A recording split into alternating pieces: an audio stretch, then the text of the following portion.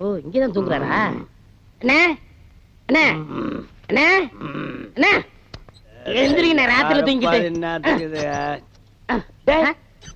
நீயாடா நடு ராத்திரியில ஊரே தூங்கிட்டு இருக்கு, நீ எதுக்குடா இங்க வந்த? என் சந்தேகத்தை தீர்த்து வைங்கண்ணே. ஏன்டா சந்தேகத்தை தீர்க்க நான் என்ன நக்கீரனா? ஊருக்குள்ள எத்தனை பேர் இருக்காங்க, அவங்க கிட்ட எல்லாம் நீ தீர்த்து கூடாதா? ஊருக்குள்ள எல்லாரும் முட்டா பையில இருக்காங்கண்ணே, நீ தானே புத்திசாலி. சரி கேட்டு தோலடா. அண்ணே மாம்பழத்துக்கு கொட்டை இருக்கு, பலாப்பழத்துக்கு கொட்டை இருக்கு, வேப்பம்பழத்துக்கு கொட்டை இருக்கு, புளியம்பழத்துக்கு கொட்டை இருக்கு. இந்த ஞானப்பழத்துக்கு கொட்டை இருக்கா இல்லையாண்ணே? அண்ணே சொல்லுங்கண்ணே. உனக்கு நான் என்னடா துரோகம் பண்ண?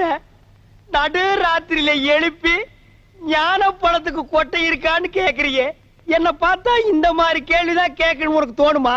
டேய், அத கையில வாங்கின புள்ளையா இருக்கே, அந்த பழத்துல கொட்டை இருக்கா இல்லையான்னு சந்தேகம் இல்ல. உனக்கு ஏண்டா வந்தது? ஞான பழத்துல கொட்டை இருந்தா என்ன இல்லன்னா என்ன, வாங்கி சப்பிட்டு போக வேண்டியதானே? உட்கார